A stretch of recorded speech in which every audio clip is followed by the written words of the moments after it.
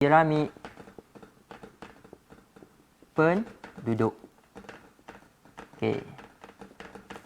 Okey, dalam tajuk ni, okey, apa yang murid perlu tahu, dia ada 4 jenis piramid. Yang pertama, progresif. Yang kedua, piramid peralihan. Yang ketiga, piramid stabil. Dan yang keempat, piramid terganggu. Okey.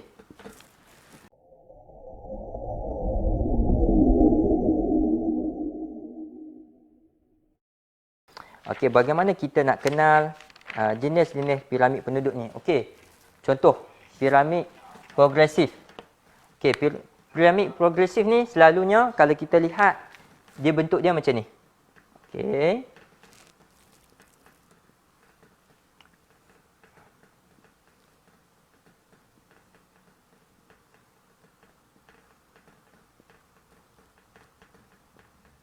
Okey, piramid dia macam ni. Dia kembang bawah. Okey. Okey. Dia membesar di bawah dan dia akan kecil di atas. Okey. Dan dalam piramid penduduk juga dia kategorikan ada 3 kumpulan yang kita perlu tahu. Yang pertama, okey. Kumpulan yang pertama adalah kumpulan muda. Lingkungan umur 0 hingga 14. Yang kedua, kumpulan dewasa. Dewasa ni lingkungan umur dia ialah 15 sehingga 64. Dan akhir sekali, kumpulan tua iaitu 65 ke atas. Okey. Kalau kita lihat graf penduduk, dia bentuk macam ni dalam buku teks. Ini dinamakan piramid progresif. Okey, kalau kita nak tengok piramid ni, kita nak kenal ciri-ciri dia. Okey, kenapa dia kembang di bawah? Dia besar di bawah. Ini adalah disebabkan kadar kelahiran yang tinggi. Okey. Manakala kalau kita lihat piramid yang kedua dalam buku teks, dia piramid dia macam ni. Dia kecil di bawah, tetapi dia semakin dia membesar di tengah. Okey.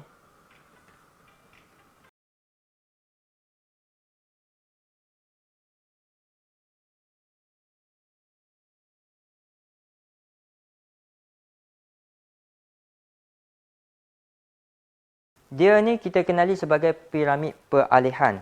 Okey, dia kecil di bawah, dia akan besar tengah dan dia akan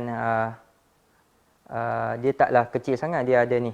Okey, yang ni kita kenali sebagai piramid peralihan. Kenapa piramid peralihan ni berlaku sebegini? Kenapa dia kecil di bawah? Kenapa dia besar di tengah? Kenapa dia ada atas tu pun agak besar? Peratusan dia besar. Okey, kerana piramid penduduk yang kecil di bawah ni disebabkan kadar kelahiran yang semakin menurun. Okey, ataupun kadar kelahiran yang rendah menyebabkan dia kecil di bawah. Kenapa dia besar di tengah? Disebabkan peningkatan taraf kesihatan yang menyebabkan jangka hayat penduduk itu meningkat. Dan sama juga golongan tua, kalau golongan tua ni banyak di atas, maka disebabkan peningkatan jangka hayat yang tinggi disebabkan taraf kesihatan yang tinggi. Dan akhir sekali kalau kita tengok yang ketiga. Okey, yang ketiga kita lihat graf yang ketiga. Okey, graf yang ketiga.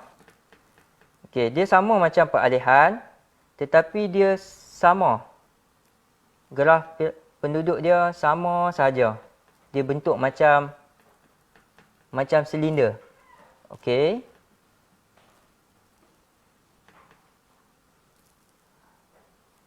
Kalau kita tengok ni, dia macam bentuk silinder. Okey, bentuk silinder ni kita panggil piramid stabil. Okey, piramid stabil ni kebiasaannya pertumbuhan penduduknya mencapai hampir 0 darjah. 0 darjah, 0%. Okey, untuk stabil, kalau kita nak kenal dia, dia berbentuk macam silinder dan pertumbuhan dia pertumbuhan penduduk piramid bentuk stabil ni dia hampir 0%. Apa yang dikatakan 0% ni?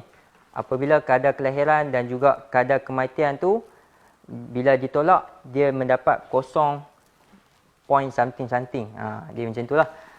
Itu hampir kosong. Dan piramid terganggu ni, kalau kita lihat dalam buku teks, dalam muka surat 32, kenapa yang dinamakan piramid terganggu? Ini disebabkan selalunya berlakunya piramid terganggu ni sebab peperangan, sebab wabak penyakit. Dia tak balance. Ada yang tengok, kalau kita tengok dalam buku teks ni, ada kumpulan umur yang banyak yang meninggal, ada kumpulan umur kanak-kanak kurang. Ini disebabkan mungkin kestabilan politik di negara tersebut tak stabil, ataupun berlakunya penularan wabak penyakit seperti malaria, ataupun juga kita tengok sekarang ni COVID-19 yang tak kira mana-mana negara pun semua terkesan, yang boleh menyebabkan peningkatan kadar kematian.